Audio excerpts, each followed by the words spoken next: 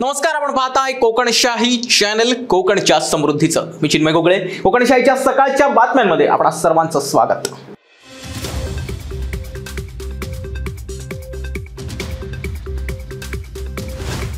वैभववाडी तालुक्यातील सोनाळी येथील जयश्री साटम या वयोवृद्ध महिलेच्या हत्या प्रकरणी संशयित म्हणून ताब्यात घेतलेल्या सचिन निखारगे याच्यावर वैभववाडी पोलिसांनी गुन्हा दाखल केलाय. त्याला 5 दिवस पोलीस कोठडी सुनावण्यात आली असून अधिक तपास पोलीस करतायत.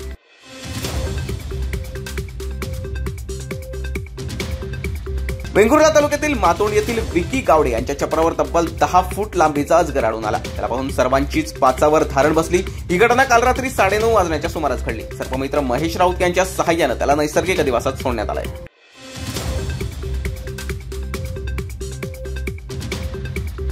कलंबिस्त रायवाडी येथील महादेव सावंत यांच्या घरावर झाड कोसळून सुमारे 1.5 लाखांचं नुकसान झालंय.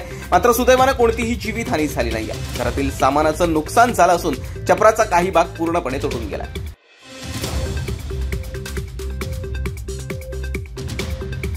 सावंतवाडी शहरातील भटवाडी येथील फ्लॅटच्या बेडरूममध्ये अडकलेल्या 2 वर्षाच्या मुलाला सामाजिक बांधिलकीच्या कार्यकर्त्यांनी सुखरूप बाहेर काढलं.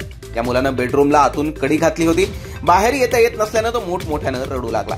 सामाजिक बांधिलकीच्या कार्यकर्त्यांच्या ही गोष्ट लक्षात येताच त्यांनी 3ऱ्या मजल्यावर चढून खिडकीचे ग्रिल कापत या मुलाला सुखरूप बाहेर काढलं.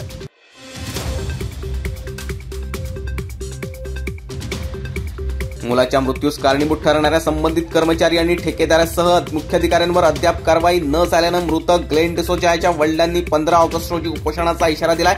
आपला मुलगा संबंधितांच्या चुकीमुळे गेला, परंतु संबंधितांवर अद्यापपर्यंत कोणतीही कारवाई झाली नाही असा त्यांचा आरोप आहे.